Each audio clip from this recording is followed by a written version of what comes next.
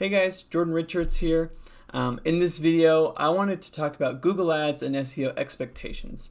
I wanted to make this video to help understand how Google Ads works, how SEO works, what to expect as business owners as time goes on, and how this all works. And hopefully you'll be able to get a couple good nuggets from this video to help you know a little bit more about Google Ads and SEO. Right? So to get started, let's talk about what exactly those things even mean, right? So when somebody types in a certain keyword into Google, a bunch of stuff will pop up, right? They'll see at the very top Google Ads results that say like the little sponsored badge at the top. As you scroll down, then you'll see the organic results, and those are the SEO results.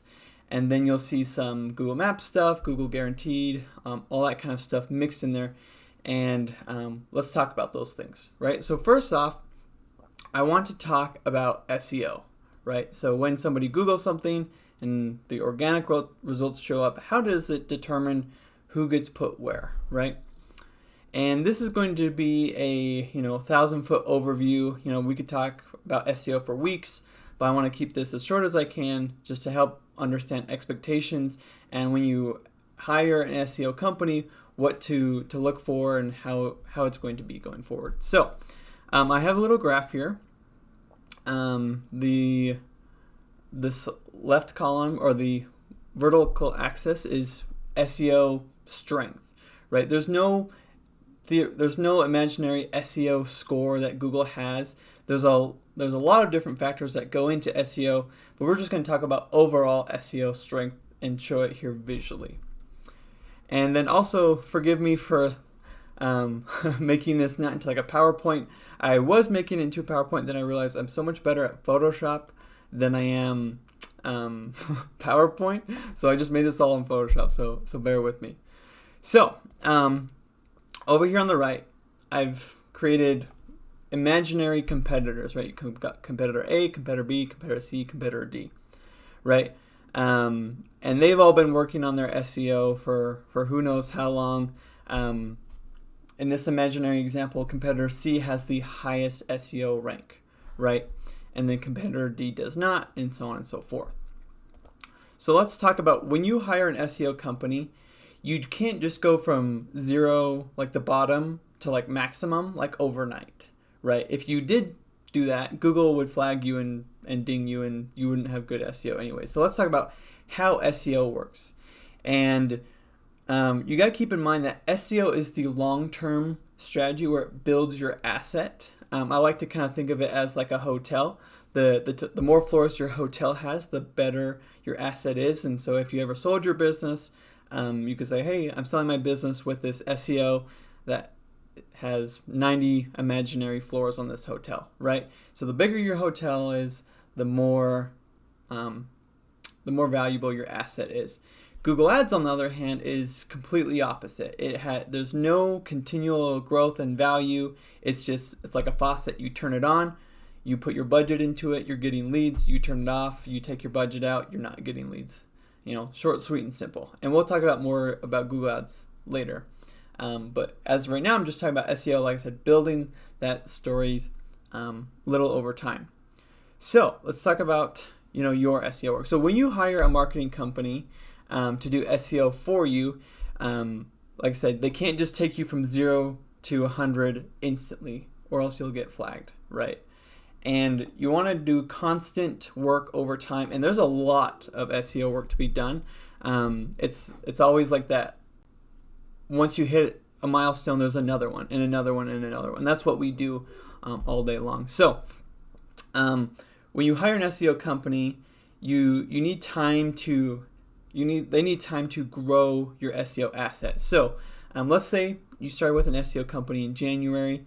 So in January, they grow your score to here, in February to here, March to here, April to here, right? And you can kind of see your SEO score going up over time. And so you're not going to outrank your competitors until you are above them, right? So if you hire an SEO company and you don't have any SEO work whatsoever done in the past, or wasn't done correctly, then you're probably going to be starting out at the bottom. You'll be able to outrank all the competitor Ds pretty quick, but you're going to need time to outrank A, B, C, and so on and so forth. So you can't just expect, month one, instantly beating competitor C, right? Because, competitor C may also be growing their stack over time as well. So and if competitor C SEO is growing at this steep, you want your SEO company to grow you this steep. But even if they are that steep, it's not going to be instant, right? And Google has this way of indexing and figuring out SEO value over time, right? And that's why typically you'll hear from SEO companies in 6 to 12 months you'll start seeing results. And let's talk about why that is, right? So right here you can see a little, the x-axis now is time, right? And what happens is Google will recognize the SEO work you put in from about 6 months ago. Now that time fluctuates. There's a lot of different factors, but just as a general rule of thumb, 6 months is generally how long it takes Google to recognize SEO work being done. So if you got started in January with an SEO company, you won't see the benefits of that result until June, right? And then their work from February goes on to July, and then March to August. And so have these little arrows here. So January, you benefit in June. February, you benefit in July. March, you benefit in August, right? And then you got to keep in mind the SEO stack here, right? So if you need to get up to this point, competitor C has been growing their SEO for 20 years, right? If you want to get to their point, you need to wait not 6 months, because 6 months will just give you the first month's worth of work. If it takes you a stack like 6 high, it's 6 high plus 6 months, right? And hopefully that helps visualize. I'm a visual learner, that's why I made this whole thing, that in order to beat competitor C, you're going to need July's work, which you'll feel 6 months after July, right? And that's kind of how SEO works. And this also kind of protects you, because if you're going to invest, a lot of people are like, oh, I gotta wait so long for SEO to kick in. But that also protects you, right? Because if you invest in SEO for long periods of time, and you grow to like this level, you don't want just some startup company with like a ton of capital coming around and saying, oh, I want to completely dominate your market, therefore let's just dump $100,000 into SEO, and they instantly beat you, right? This protects you because eventually you will be competitor C, and you don't want other people, just instantly beating you. And then as long as you keep growing your SEO, once you get to that point at a steeper growth rate than everyone else, then you'll be safe there. So that's my 8 minutes of SEO talk. And so like I said, over time you'll grow your hotel here, and then like I said, when you sell your company, you can sell the website asset as well, which is worth quite a bit. Okay, let's talk about one last thing with SEO. You need to make sure you can find the right company. There's a lot of really cheap SEO companies out there that say, oh yeah, we'll do it for $200, right? So here, so this graph here shows the SEO strength of one of our clients, and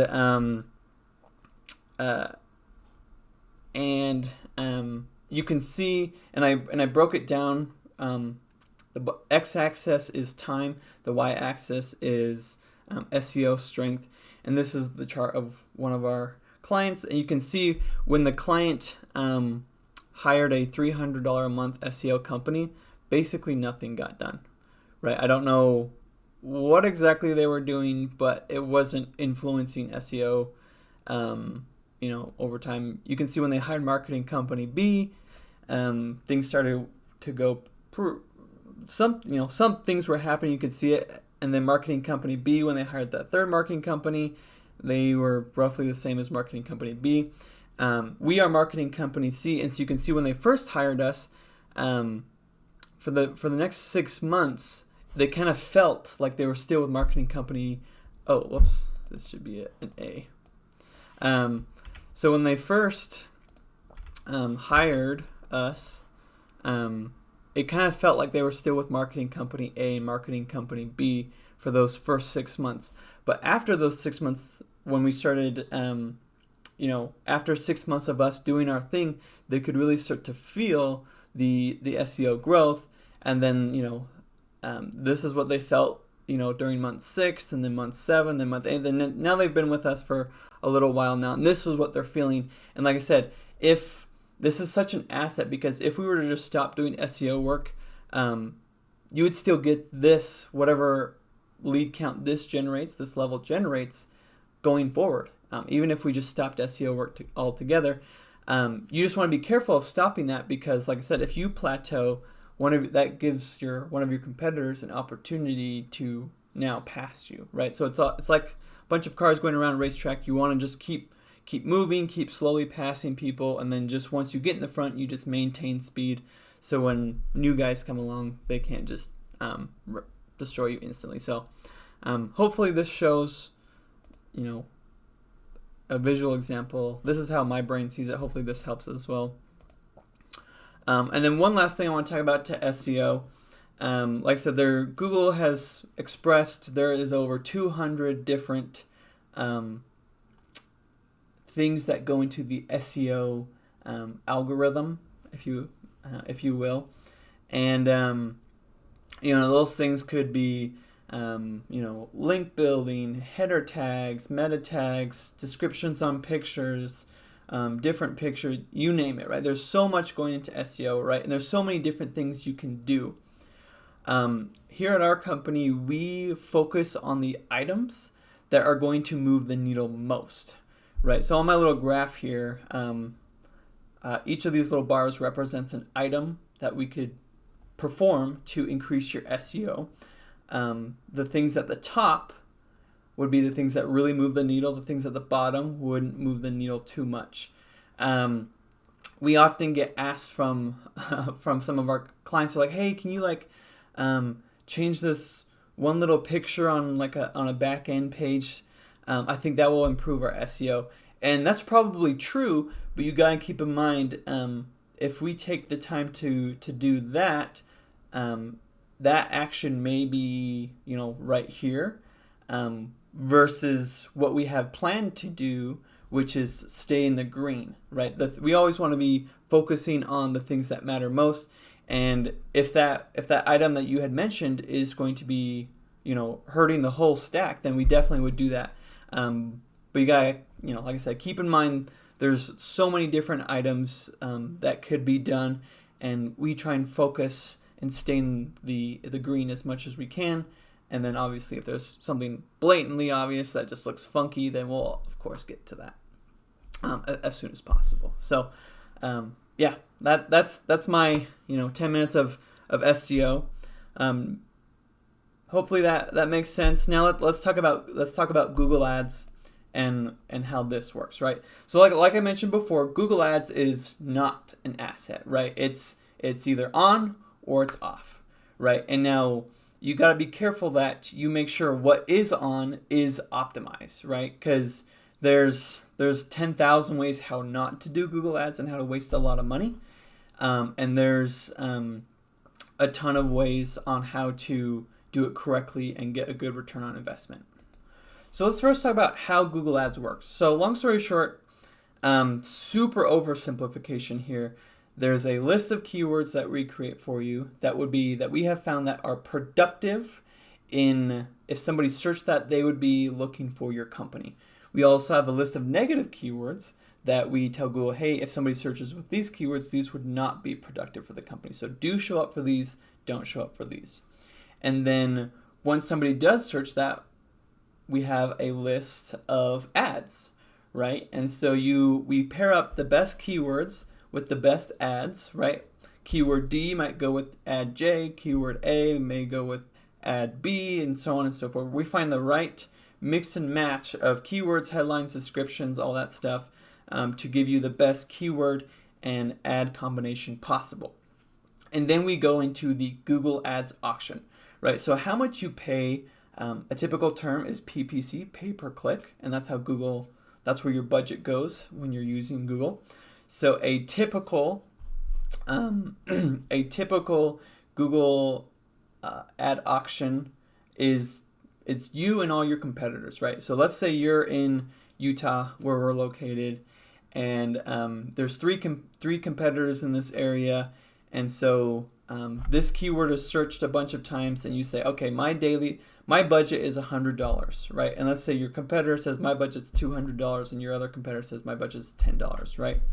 So what's going to happen is you all have a keyword that you want, right? And you're all willing to pay to put your ad there, right? And so there's the search, and then everyone puts their bid in, right? And so Google thinks, okay, company A is willing to pay this much, company B is willing to pay this much. We'll give it to company B since they're willing to pay more, and that's how it works. And then company B's budget goes down, and so therefore company C's budget is more than them. Then they give the next click to that person, and so on and so forth.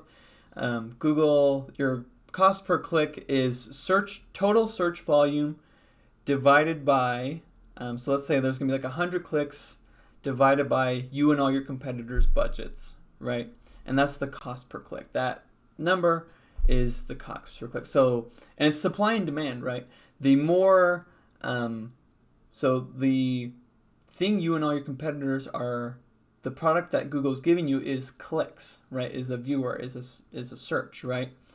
And it's supply and demand, right? So if there's a lot of people searching that, and you and all your not very many competitors of yours are bidding on it, then it's going to be really cheap, right? If there's very few searches and you and all your competitors are like have big budgets and want to spend a bunch, then those clicks are going to be expensive, right? So you need to find the good balance of which click is going to turn into a lead, which clicks don't. I want to put my budget towards the clicks that do and not towards the don't, and make sure our ad is really good.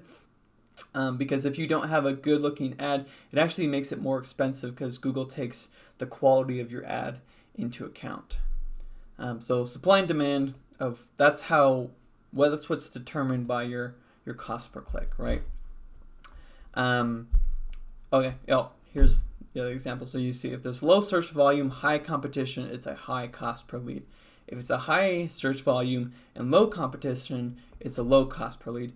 But no matter what, if you're not optimized and don't have a good, Google Ads algorithm doing these things, then no matter what, you're going to have a high cost per lead, right?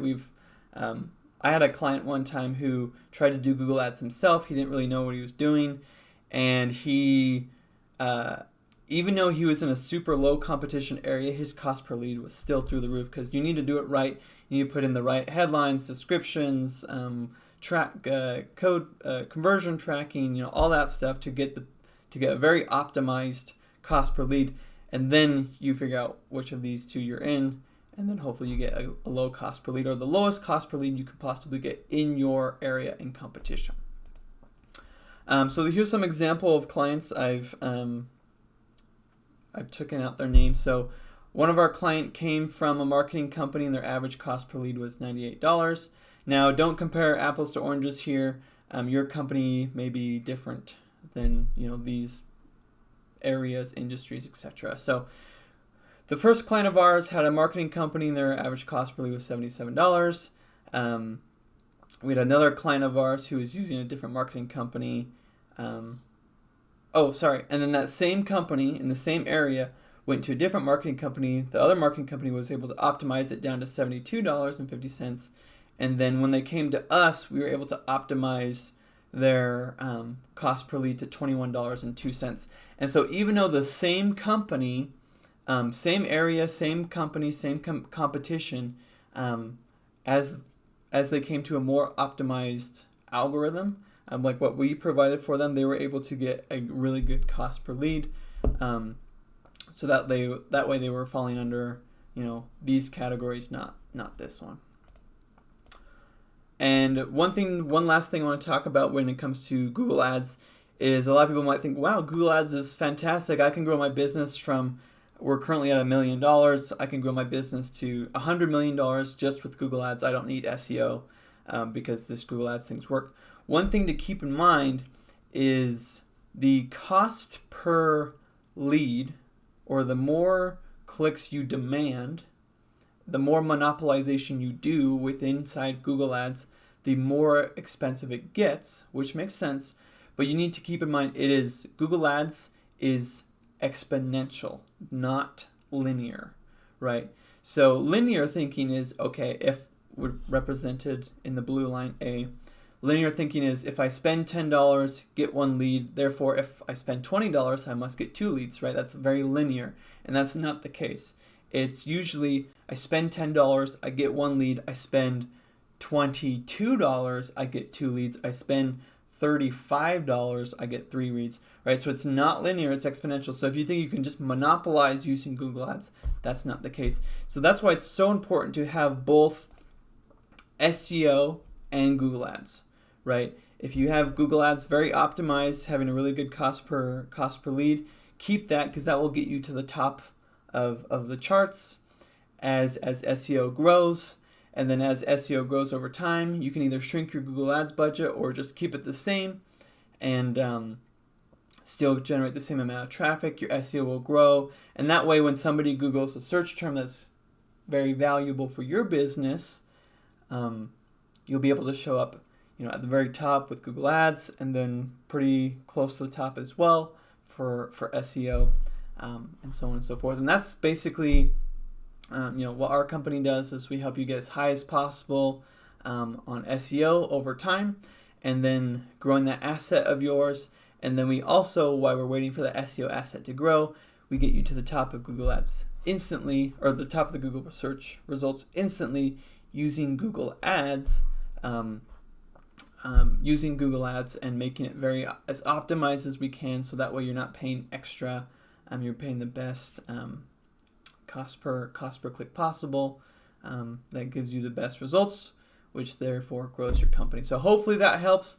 Hopefully that was able to give you some expectations on what to expect with SEO, understanding that's a long-term play, what to expect with Google Ads, that's based off of your competitors, and the optimizations. And if you have any questions, let me know. Hopefully you guys were able to get some good nuggets out of this meeting, and thank you guys so much.